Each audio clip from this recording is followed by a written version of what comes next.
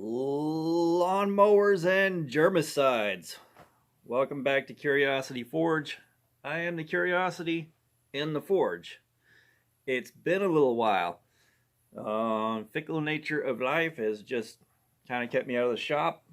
But today, I've got something interesting that I am going to get started on.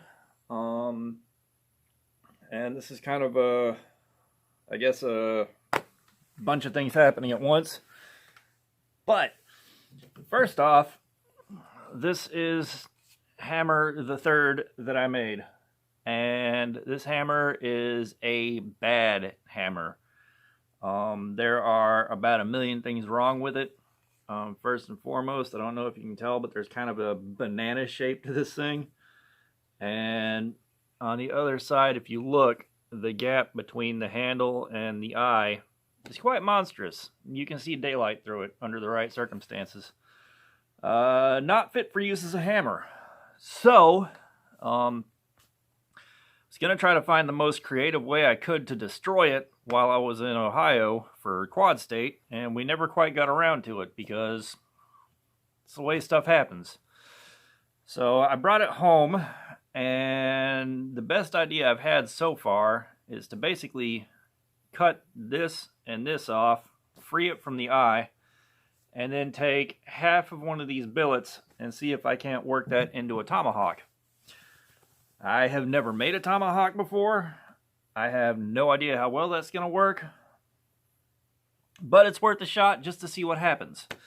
So that's what we're going to work on today, is basically getting that eye cut off and start working on drawing that half of the billet down to something smaller and lengthier so that I've got material to actually punch, drift, and shape the blade out with, and hopefully isolate a small hammer face on the back with the guillotine tool. Something else that's going to happen today is I'm going to get to spend some time working with Otis. This is my newest hammer. This just showed up in the mail a couple days ago.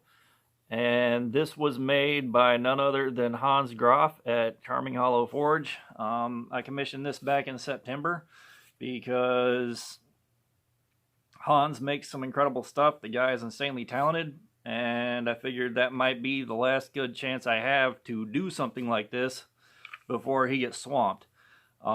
Speaking of which, if my memory does not falter, and I don't suffer an extreme case of cerebral flatulence, I'm going to post a link in the top comment.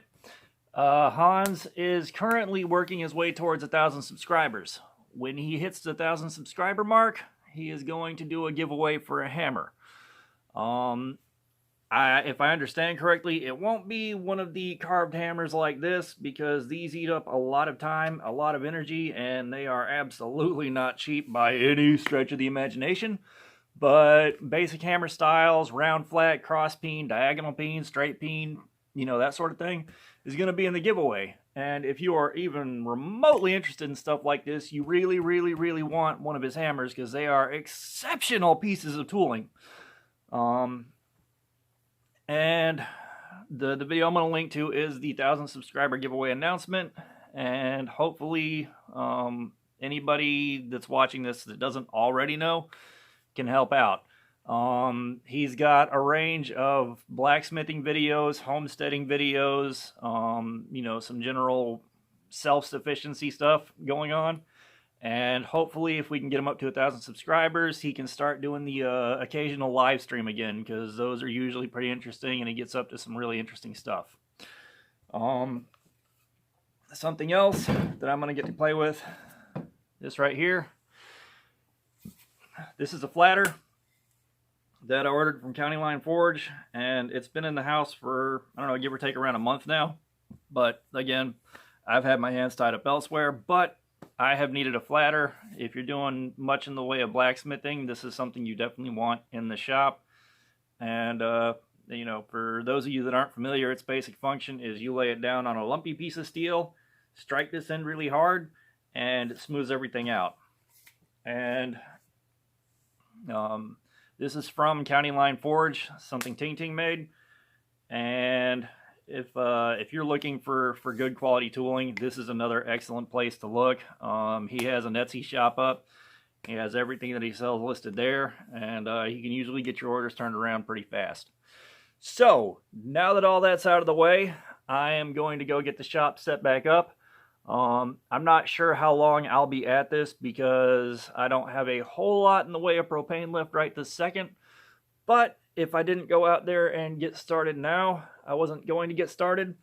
So basically today we're going to see how much steel Otis moves. And I'm going to see how much nicer this makes things, because this is a tool I've been missing for a while. And I did not want to do the work of creating a face like this on a hammer billet, because if you don't have a hydraulic press or something like that, you're going to suffer to make one of these. So buckle your underwear and let's get started. Avenge my death.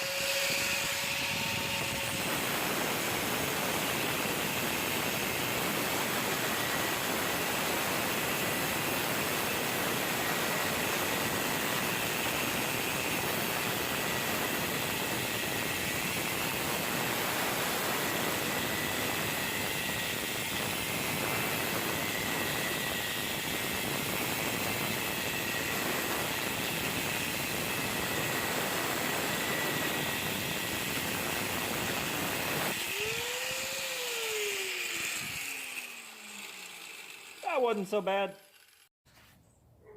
Okay, so as of now, I have this. And it doesn't feel like it's going to be enough steel to work with, but I've seen people do more stuff with less. So I think this is basically going to be a test of skill and creative thinking. I'm going to go ahead and get the forge fired up and start getting things warm and see where it takes me, and also figure out how I'm going to hold that chunkus of steel with tongs in order to work it effectively. I'll be back. Okay, so instead of dealing with tongs, I'm going to try something out. Over the course of my trip to Ohio in September, I was gifted a small stick welder that I got from Rob over at Granddad's Forge. He brought that over to me, and I got to make him something cool for it.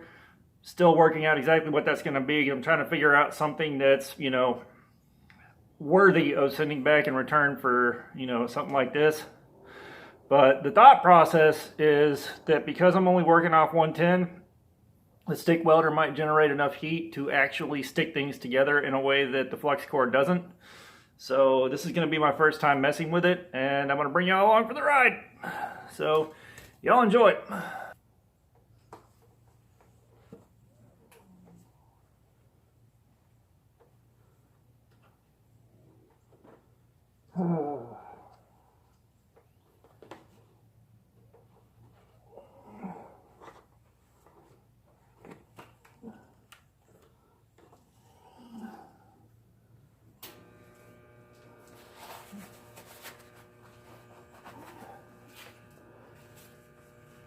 Now, I haven't stick welded in a long time, so this is going to be good.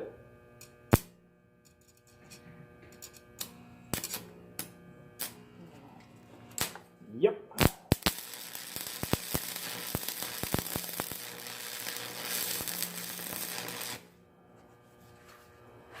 Forgot how much I missed that.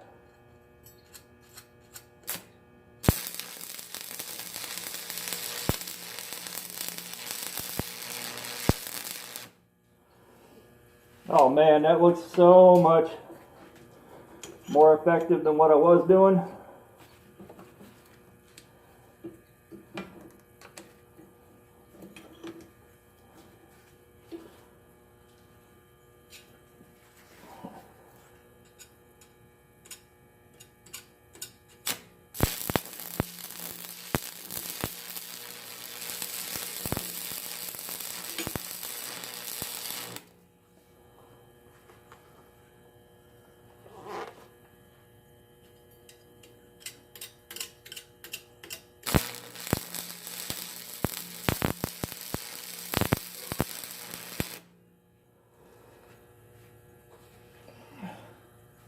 I'm happy with that. It looks like those welds cut in pretty deep. This thing ain't going nowhere. Rob, I love you, man. This stick welder's awesome. It looks like it's probably going to be perfect for what I need. Y'all give some love to Rob in the comments, man. He's good people. Alright, we're just a second away from taking my first heat with Otis. I'm a little nervous about this because in the past my welds have not been able to stick rebar to things that I'm hammering on. So I'm going to be a little careful with this, but that was with the flux core welder running with not enough power. I got a little more confidence here because at least it looked like the stick welder was able to concentrate enough heat to actually bite down into the face of the hammer billet. So maybe I'll be alright. If not, I'll regroup and figure something else out.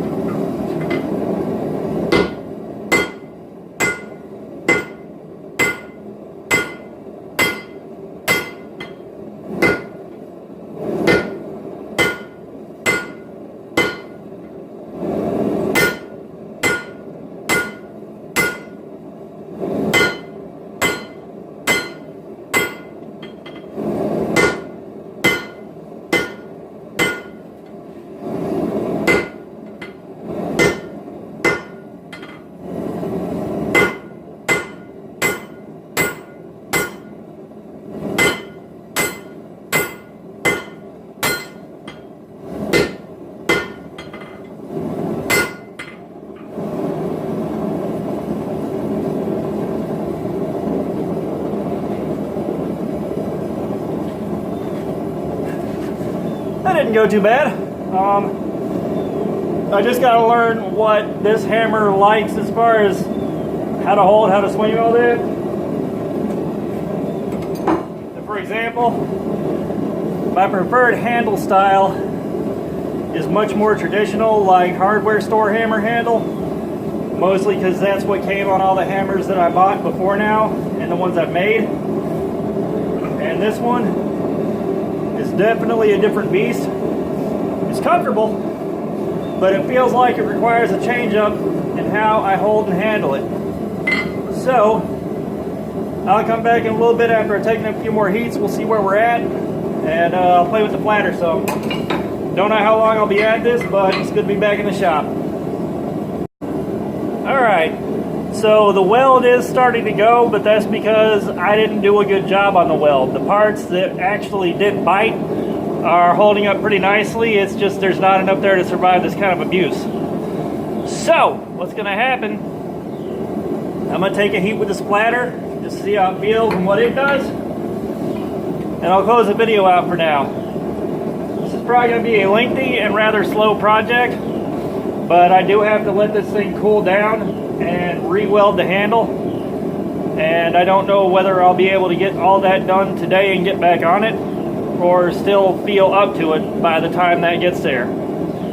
So once I take a heat on this, we'll go back to the war room and I'll close the video out, and y'all can go on about your day. And avenge my death!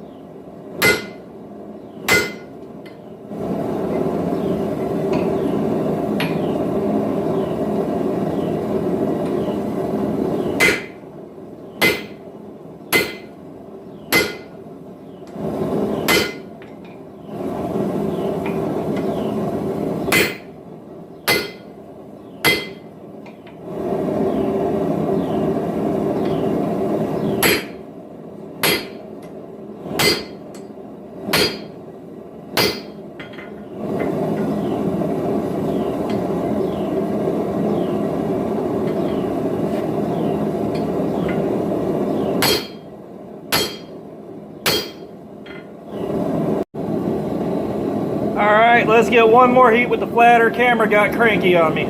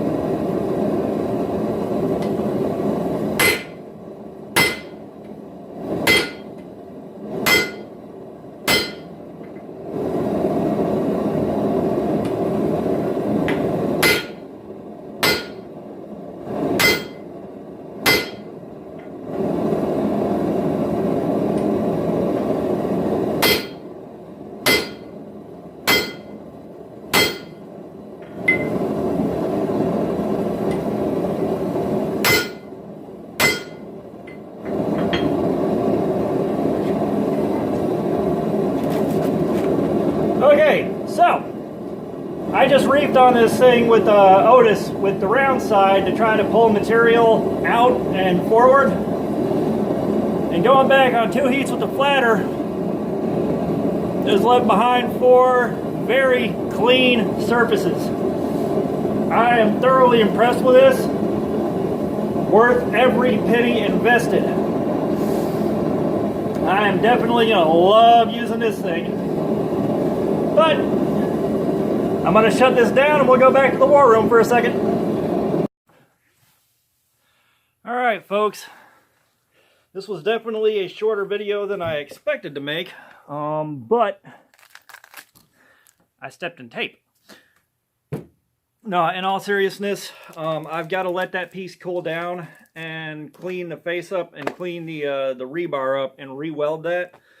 It's not the stick welder's fault. The part that actually held and bit in did a good job.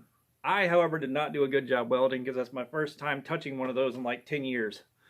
So basically what I got to do is go back and remember everything I learned in welding class and apply that the way God intended. But in short, this thing works great. It definitely swats. It does what it needs to. I just have to adjust the way I'm doing things because this is a new handle style for me and it feels different when you swing it. But it works.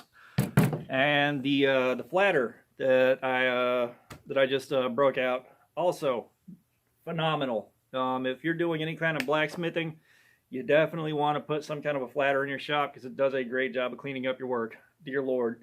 I thought it would be good, but I didn't realize it was going to be that good. Side note, shout out to those of you at Mount Zion High that are watching this. Y'all do me a favor, take good care of Mr. Murphy. We go back a ways, back to when we had MySpace pages and argued with each other about very dumb things in very hostile and passionate fashion several times. Good times. But yeah, so with that, I'm going to let you get on about your business. Until next time, stay safe in your shop. Remember, you are the softest thing in there and you better act like it. Praise the Forge and pass the borax. And go subscribe to Charming Hollow Forge and enter the hammer giveaway. I will be putting the link in the top comment on this video. See ya.